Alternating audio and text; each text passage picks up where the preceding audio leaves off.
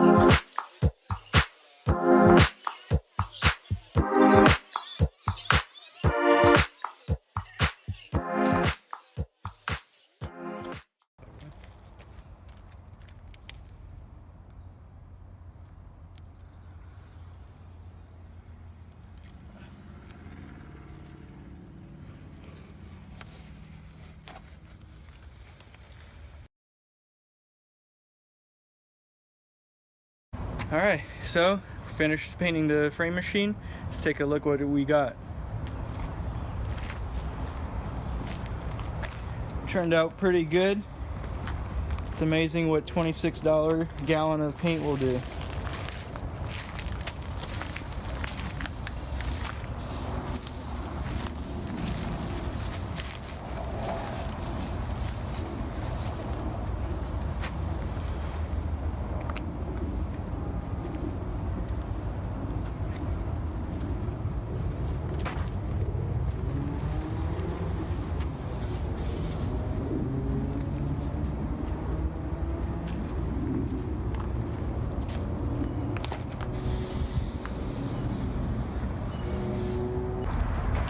Alright, so now that we got it painted, we're gonna let it dry overnight.